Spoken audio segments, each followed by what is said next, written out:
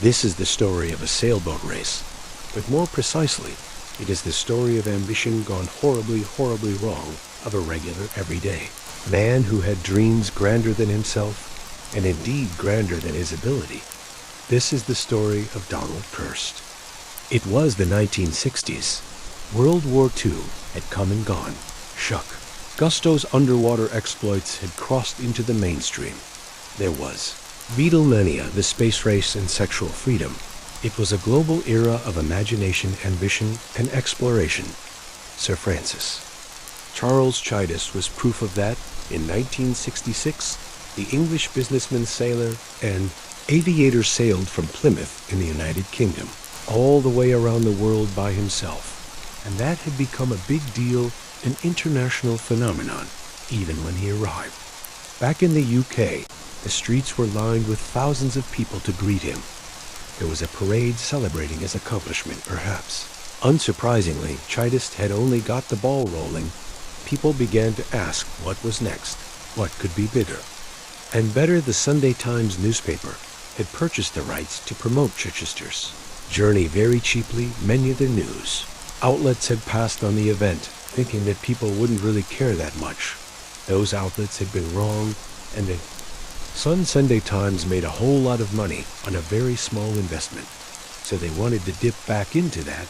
Well, they wanted to do something else involving a sailboat excursion, but the newspaper had to up the ante. Chichester had stopped halfway. Through his trip, he'd made port in Australia to do some very serious maintenance on his boat.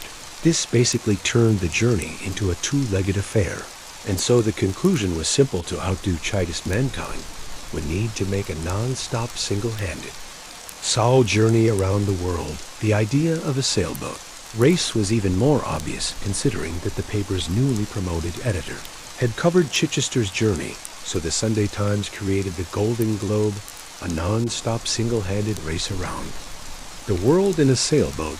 The race would start in England and begin south through the Atlantic.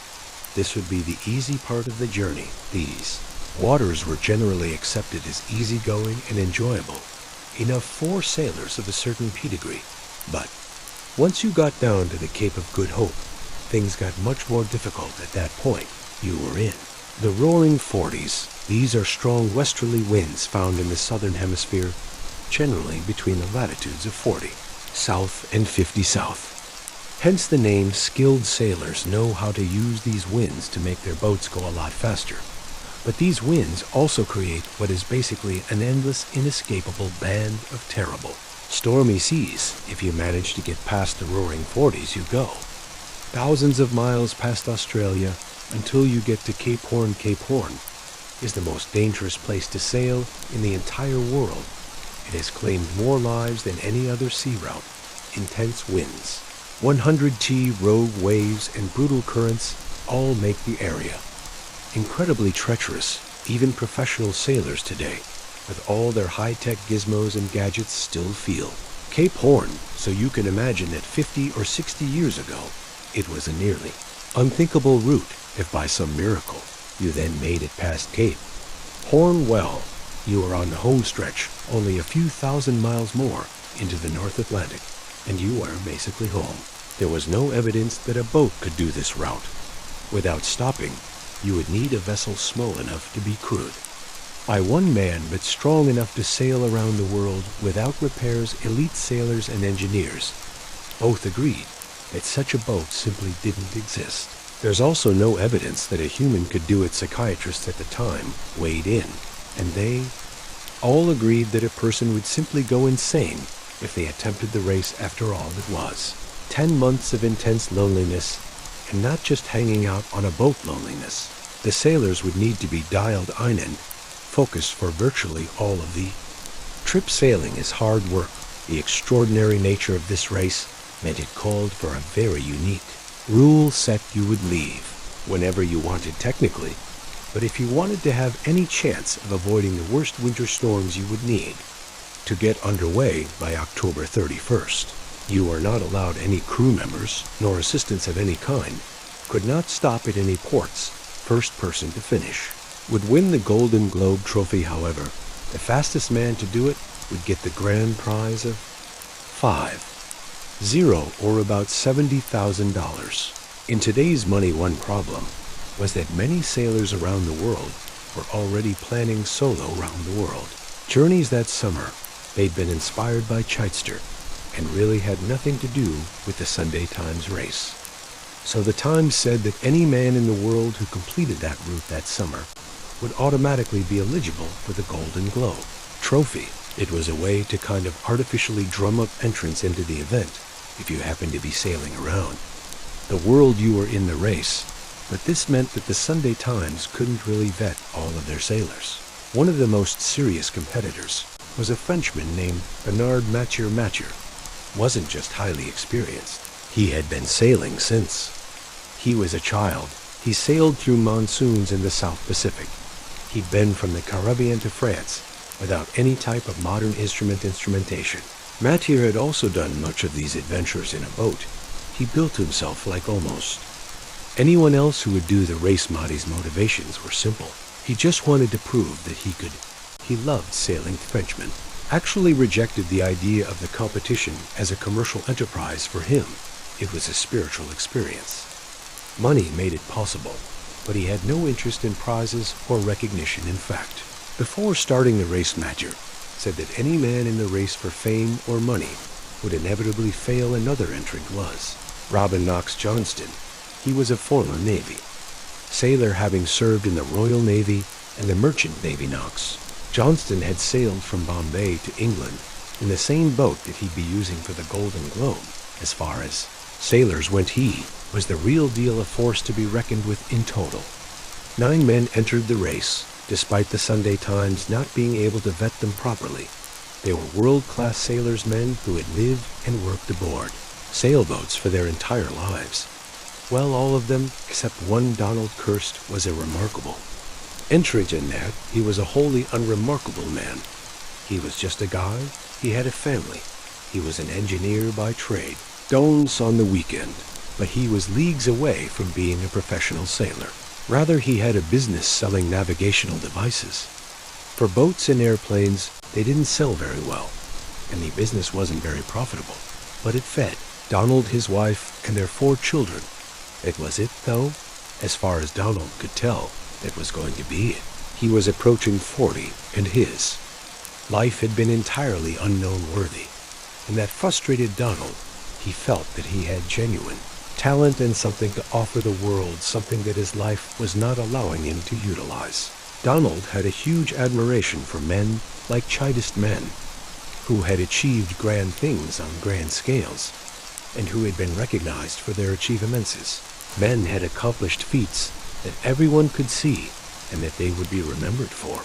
Donald had a vision for himself, a vision to be one of these men, but he just wasn't. So when the chance to enter the Golden Globe came around, Donald knew it was his shot. It was an opportunity that a man could either take or live the rest of his life wondering what if he'd taken the Golden Globe. Reese had grabbed him and would not let go. This was his chance, of course. There were problems. First, racing around the world was an expensive endeavor, and Donald didn't really have any money. Quite the opposite. Tia had a failing company and an investor in that company who wanted his loan repaid. That man was named Stanley Best. Donald was a pretty charismatic guy. He was intelligent and knew how to handle adversity, generally speaking. So Donald and Stanley made a deal. Making this deal happen might have been the greatest achievement of Donald's life so far. Donald told Stanley that winning the Golden Globe would be the best chance he had to repay the loan. He convinced Stanley that, as an engineer, he could build a boat that was super fast and super safe. Stanley agreed to finance Donald's boat and entry into the race on one condition. If Donald did not finish, he was obligated to buy the sailboat back from Stanley. So for Stanley, it was a win-win. He would either get paid off the winnings or get paid off Donald. Not finishing for Donald, it was a high-pressure bet. In reality, he could not afford to buy the boat back. He had no savings, and he had already taken out a second mortgage on his home. If Donald didn't finish the race, he'd be bankrupt and financially ruined. Donald was genuinely gambling everything on this race, and on himself. The race Deadline October 3 was only 5 months away, so the competitors were outfitting and customizing their boats to suit the event.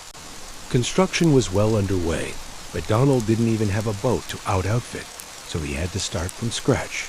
His boat would need to be custom built as an engineer. Donald had all kinds of ideas about how to make the perfect boat. He really did have a grand vision. He believed that he could win the race. He would build an innovative boat unlike any other. This would give Donald the upper hand and make up for what he lacked in seamanship. With High's engineering background, Donald knew how to incorporate the latest and greatest technology to make his boat faster and safer. It was a reasonable, if not optimistic idea in theory. As construction started on the boat, the other sailors got underway, and in the days that followed, as Donald's boat was being constructed, a feeding frenzy began to start. Rodney Hallworth was a press agent and a serial moneymaker. He was basically a hustler when he learned that Donald Allworth saw the potential to make a whole lot of money. Donald Crowhurst was the hometown hero. He was a charismatic, unlikely competitor from England. It was a great story, and Donald was a great person to sell to the public. Donald was originally going to set off from a town called Penzance, but Rodney recognized that Pant didn't have the facilities, hotels, docks, newspapers to accommodate the PR spectacle that he wanted to create. Rodney wanted to make a show, so Rodney convinced Donald to start from Tenmo, another town, about 120 mi further back, the distance added to Donald's route would be negligible in the grand scheme of the journey, so Donald sailed from Penzance to Tenmo as his maiden voyage to test his VAT. And to get the public excited, the trip should have been 3 days long because of Donald's inexperience. And the boat not really being finished, it took 2 weeks by this time. The National Med was watching Donald Crowhurst. The situation was frankly embarrassing for Rodney Hallworth. It became clear that Donald was not a sailor. Hallworth learned that Donald had done some weekend sailing here and there and could manage a small boat, but he was not a sailor by this time. Though the public was rooting for him, Rodney had whipped everyone into a frenzy. The machine had gotten going. Donald was the hometown hero, and everyone wanted him to succeed, so the show had to go on. But Donald was weeks behind schedule. The boat was not finished. It was not ready to sail. The tech that Donald insisted would set him apart from the pack was missing. Altogether, the safety features that Donald had promised would complete the journey for him had not been installed, yet even the men building Donald's boat implored him to quit, saying the entire idea and the boat itself was absolutely ridiculous. Nothing was in order for Donald's journey, and people would later describe the situation at this time as complete chaos. Day by day, Donald was getting increasingly rattled and increasingly anxious. Donald went to lunch with his wife the day before. Leaving Teignmouth during the lunch, he was shaking uncontrollably and repeated himself over and over that it isn't ready, the boat isn't ready. Later that night, Donald was sitting in bed with his wife. He told her that he was disappointed with the boat. Donald asked her if she would be sick with worry if he set off. In response, his wife asked if he would live the rest of his life regretting his decision not to go. Donald did not respond. Instead, he immediately broke down into tears and spent most of the night weeping in bed. His wife would later realize that this was Donald asking her to stop him, pleading for her to give him reason to stay. But it was the last day before the October 31st deadline. His investor had backed the entire enterprise, Rodney Hallworth, and whipped the media into a frenzy over Donald Crowhurst. If hadn't go cursed, would face public ridicule, embarrassment, and financial ruin. But most of all, what would become of Donald in his own eyes? This was his chance for greatness. How could he not even try? So the next day, Crowhurst got into his not quite finished Trarren as hundreds of excited spectators looked on the 36-year-old engineer wearing a tie set off to sail around the world 2 weeks behind schedule. Your moments after Crowhurst set off in front of thousands, his ship failed. A piece of equipment at the top of his mast had simply broken after some delay. As Donald fixed the sail he got underway in Ernest Donald's family and the adoring spectators watched his boat disappear over the horizon. There was no GPS, no satellite tracking. There was hardly even weather forecasting. So as his boat crossed the horizon, it truly disappeared by the time Donald started the race from Tenmo. He was 2 weeks behind schedule. The other boats were far ahead of him. It seemed impossible that he would have any hope of finishing the race. The fastest, and by this time, the stakes had already become immensely clear. 2 off-weather sailors had already been knocked out of the race by stormy seas around South Africa in early November. Donald had been at sea for 2 weeks. Hallworth had given him a video camera to record his thoughts and experience it in these videos. Crowhurst appeared calm and confident. He discussed how time alone at sea would be a great indicator of a man's character. He meditated on his situation, and he waxed poetic about the greatness of the journey itself. But his logbooks reveal a man with significantly less confidence indeed. It seems things were going horribly wrong right from the start. November 5th, hell of a morning.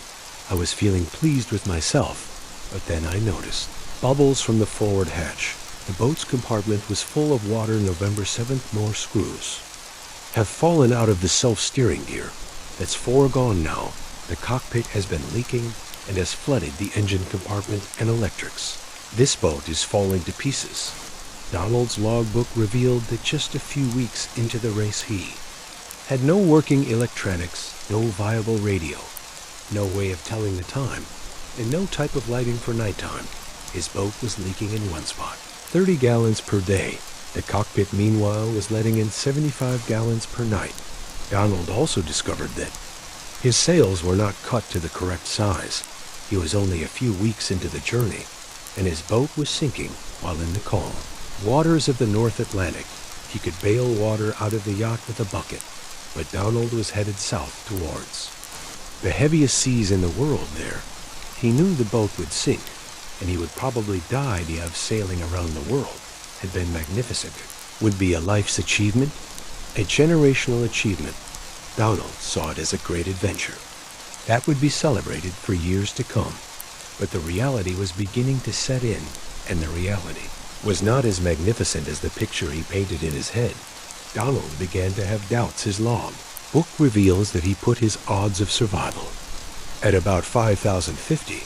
He was a smart man, and he knew that it would tough, but if the seas were kind enough, he may have stood a chance in the Southern Ocean. And then news arrived to Donald on the state of that ocean. It was worse than anyone had predicted. 3 sailors had quit theirs. 1 capsized, 1 with a stress-induced stomach ulcer, and the 3rd dropped out after barely surviving 27 straight days of horrific weather. Already, there were just 4 sailors remaining in the race. Donald relayed reports of his progress and position via Morse code. He was averaging 60 meters per day, which was half the speed of the RAC's leader. Mayor Donald's boat continued to sink, and he continued to bail water out with a bucket. There was no question if Donald kept going in the race, he would die. But an immense amount of money had been invested in his journey. If he bowed out, he and his family would be financially ruined forever. In addition, dropping out meant he'd face embarrassment on a national level. Dead or ruined, those were his 2 options. Donald began to wonder if he could himself create a 3rd choice the next day. Donald reported that he was sailing at record speeds. He'd gone from 60 meters a day to 243. The home crowd, Crowhurst's family included, was reinvigorated with belief Donald's reported position by mid-December was approaching the Cape of Good. Hope at this pace he was a contender for the fastest competitor. It was tremendously exciting, but it was also a lie Donald Crowhurst was reporting. False positions, he was telling, that he was hundreds of miles further along than his actual location. He knew that should he finish, the judges would verify his journey through his logbooks, so he was charting his actual positions for legitimate navigation in one logbook and fictional positions for reporting. And another, it seemed like a decent enough plan. The idea was that he could give his family and the public and himself *, something to be proud of. He would exaggerate his position for a while, and then retire from the race with some pride intact for weeks. He continued to send back these false reports of his position in the race, but Donald didn't realize that he had laid a trap for himself as he continued to report false. Locations his reported position became further and further from his actual position. So if Donald retired from the race to a port in, say, Brazil, when his boat was supposed to be off the coast of India, he'd be found out immediately. So what? Now Donald could not go home, he could not retire from the race, and most certainly of all, he could not go forward. His boat was still taking in water. The remaining sailors were now nearing Cape Horn. Donald's reported position put him off the coast. Of Madagascar spectators back home, including his family, all believed Donald to be firmly in the race. They thought he was gaining ground quickly on the other sailors. Of course, he was not. His actual position was near the coast of Brazil in 2 months. The race route would take the other sailors around Cape Horn, and the asterisk would arrive at Donald's real position rather than be found out. Donald decided he could simply slip in behind them, rejoin the race, and sail home. So for 2 months he would wait and drift about at sea. He stopped all radio communication, telling England that he was having trouble with his equipment. But there was another issue, one that Donald could have never anticipated because he never sailed in this capacity. He was now entirely alone and would be for the foreseeable future. There was no direction, no goal, even just him drifting by himself with water as asterisk. Far as the eye could see, the human mind does not cope well with isolation when faced with this circumstance. Prospect of mind-breaking is a matter of when, not if Donald had a ticking time bomb on his hands. And it was his own mind, sure enough. Donald's log entries soon became more philosophical and abstract. Some may even say nonsensical. The rigging sigh is a sigh of cosmic sorrow for weeping doves that die maybe tomorrow on 12. 7 by 10 to the 5 radiated olive trees, a sigh to fill man's soul with melancholy waves sweep away my melancholy. Not more than a couple of weeks later, the whole of Donald's boat split, fractured right in 2 pieces. This doomed the boat to a certain near immediate death. Donald needed help desperately. The boat would not stay afloat like this for another couple months. But if Crowhurst radioed for help, his transmitter would give away his true position. The ruse would be discovered, so in desperation, Donald sailed to a small naval outpost on the coast of Argentina. The naval officer who he met would later recall Cower looking emaciated, distraught and nervous. This was an interesting and revealing moment for Donald. It represented one last chance to come clean, to get back to the safety of land. The Argentinians welcomed him with kindness and were more than happy to help repair his boat at this point. Donald could have simply said, "No, that's enough of the lay people are good, everything will be okay. I'm not going back out to sea ya." But instead, he set sail for the South Atlantic once again. Donald did not just passively sit around in his lie, but he actively chose to rejoin it. He made the clear, intentional decision to get back to this charade. And so Donald Cower continued to drift off the coast of Brazil, interestingly stopping in Argentina. Probably made things much more difficult for Donald Chichester, and Robin Knox Johnston famously agreed that stopping halfway through a circumnavigation made it easier from a logistical standpoint. You could resupply and refit your boat, but the 2 sailors noted that it made the journey much more psychologically difficult. Being at sea eventually became accustomed to life. Alone on the ocean, it became tolerable. You just didn't know anything else. But when Donald stopped in Argentina, he was reminded of regular life. This would reinvigorate his sense of complete hopeless loneliness, as Donald would soon find out. That was the last thing he needed. It would only be a few days until the other sailors arrived at Crowhurst's actual position. He'd have to determine when and where to rejoin the race, and when to break his radio silence, most importantly cursed. Would need to falsify the charting for a trip around the world, because again, once he got back to England, the judges would want to verify his journey by looking at his log books. Even for an engineer formally educated, This was an incredibly difficult. Task Donald would need to falsify a position for every single day that he was supposed to be at sea. It was an incredibly huge task, one that would have been easy to mess up indeed in some way. These fake positions were probably the most impressive part. Of Donald's trip, to accurately chart these positions required extremely advanced mathematical and navigational skills. Many sailors will even argue that faking this journey is cognitively more difficult than actually doing it. So Donald decided he'd just come in quietly near the back of the pack. He wouldn't win the race. None of the judges would care to see the fourth place. Sailor's logbook, he'd just be a runner-up. So Donald would likely avoid any significant scrutiny. What's more, he could rejoin the race significantly behind the other sailor, so they would never actually see his boat in the South Atlantic. Donald broke his radio silence and contacted England. His family was overjoyed at the news. After weeks and weeks, they finally heard from Donald. He was safe and alive, and he was coming home. Most excitingly, he was still in the race. He was fourth behind Nigel Tlee, Bernard Modis, and Robin Knox Johnston. And then the Frenchman Mathieu turned around and began heading south. He wanted to sail around the world again. He told his family that he was content at sea, and that he'd found himself so. Mathieu bowed out of the race and just kept.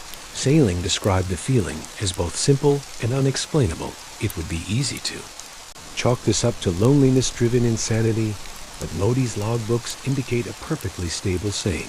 State of mind, the truth was Modier had an intense hatred for the modern commerce-driven world. Further, he thought the idea of sailing and of formal competition were basically incompatible.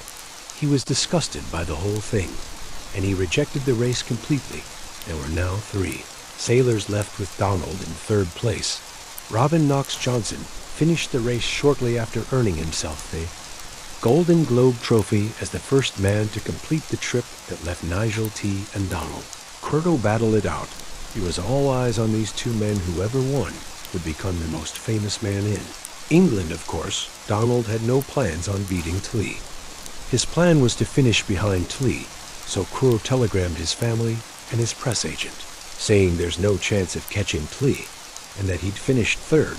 The crowd at home was disappointed, but they were still immensely proud of their hometown hero. As far as they knew, he'd gone through some of the harshest seas on Earth and managed to complete the race. All in all, it was a remarkable feat. But then the unthinkable happened. Tlee sunk. He pushed his boat too hard in pursuit of the best time, and his boat sunk. The man was rescued, but he was out of the race, and according to Donald's reported progress, Crower himself had sailed much faster than Knox Johnston, so Donald would by default. There would be no quiet entry into port, and no fading away without judges looking at his logs. Instead, every day of his charting would be scrutinized by navigators and race judges. There would be a press conference upon his arrival. Reporters from all over the world would have questions about his journey. They would want to know every last detail of every day, as it was planned 100. 0 people would be waiting to greet Donald when he arrived at port. It was going to be a big deal. Donald Crowhurst was a smart man. He knew that it would be impossible to keep up the show through all of this attention. The truth would come out one way or another. There had been a time on Donald's voyage when he had the choice between humiliation and bankruptcy. But now, in a cruel trick off the universe, Donald Crowhurst was doomed to both. Crowhurst tried desperately multiple times to contact his wife. After being alone for so long, Donald needed to talk to her. He knew that no matter what he said, she would be there too, aid and support him. But now his radio transmitter was genuinely failing. He could not contact her. Crowhurst now faced a horrific, bizarre, and cruel situation. He'd set out on this journey to become a hero. Crew wanted to achieve something truly grand, and he wanted the world to know it. And now 0 people and over 1,000 reporters from around the world would be waiting to give him a hero's welcome. The entire country was elated at his accomplishment. He had achieved all that he wanted, but it was all a lie. Crowhurst, for all his intelligence, had no idea what to do, so he turned his boat around He began to drift west towards the Sargasso Sea. It was at this point that Donald's mind began to turn. It's hard to say what happened exactly to Donald's mind at this point. The decision to falsify his documents and his increasingly scatterbrained journal seemed to indicate that he was already reaching a precipice, that Donald's mind was already somewhat troubled by this point. Troubled but still sane. But as he grappled with his options, Donald was no longer able to cope. All of the roads that Crowhurst could see for himself led to the same destination: financial ruin and public embarrassment. Donald took out a journal and began writing something called his philosophy. By the time he was done, Crowhurst would have written 25. 0 words of something that seemed to be equal parts manifesto nonsense and religious text. Much of this writing is simply too mathematical and incoherent to even comprehend, so we're left to pick out what we can and piece together what was happening. In Crowhurst's mind throughout these writings, there are suggestions that Donald was a god, or could be a god, and he discusses integrating his mind with the gods or the cosmos. Mathematics is the language of God, however, possesses more poetry than abstract validity restated, as perhaps mathematics is the only certain ground today. Man occupies in the kingdom of God more revealing than the words themselves, are the nature in which they are written scrolled, quickly, heavily asterisked, redacted, and annotated, jumbled, and scrambled. These writings are quite revealing as to Donald's mindset. They feel at times like the nonsensical ramblings of a madman at others. They are an intimate, disturbing picture of a man who has resigned himself to defeat. In its most ultimate form, cosmic beings are playing games with us. Each man plays cosmic chess against the devil. God is playing with one set of rules and the devil with another. There is no good or evil, only the truth. Donald concludes the whole ordeal. The whole race had been one big game between him and the cosmos from the very start. One that was only now in his. Madness being revealed to him, concealment. It is a small sin for a man to commit, but it is a terrible sin for a cosmic being. Donald's writings scrambled and rambling, though they are seen to be directed towards the devil, as Donald himself concedes that he's lost this cosmic game. I am what I am, and I see the nature of my offense. I will only resign this game if you agree. That of the next time it is played according to asterisk, the rules devised by God, who has revealed at last to his son not only the exact nature of the reason for games, but has also revealed the truth of the way of the ending of the next game. That it is finished, it is finished, it is the mercy. As Donald continued to write, his journal becomes riddled with spelling and grammatical errors that an educated man just wouldn't really make. His writings became fragments of sentences, of thoughts, and even of sanity spilled onto a page without regard. 10,430. My folly gone forward in. Imagination, wrong decision, not perfect time, no longer computed, had disorganized his clock's 10,540 clocks. There is no need worry about time plus or minus, but only elapsed time plus or minus may be. Meaningless important reason for work is lost. Understand. 11:15. It is the end of my game, and it will be by done, as my family require me to do it. 11:17. It is the time for your move to begin. I have not need to prolong. The game, it has been a good game, that must be ended at the I will play the game when I choose. I will resign the game. 11,204. There is no reason for. Harmful Kerr's boat was recovered, but his body was never found. The captain of the ship that discovered Crowhurst's boat later met with Rodney Hallworth, the press agent. The captain gave Hallworth the log books he'd found aboard Crowhurst. The two men agreed that no one should ever read these logs, and that no one should ever know what happened during Crowhurst's final days. But by that time, Hallworth had already sold the logbooks to a London newspaper. Donald Crowhurst was not a cheat liar or a con man. He was an engineer with a family and with a dream. He was a man aiming to achieve something great, who just got lost along the way.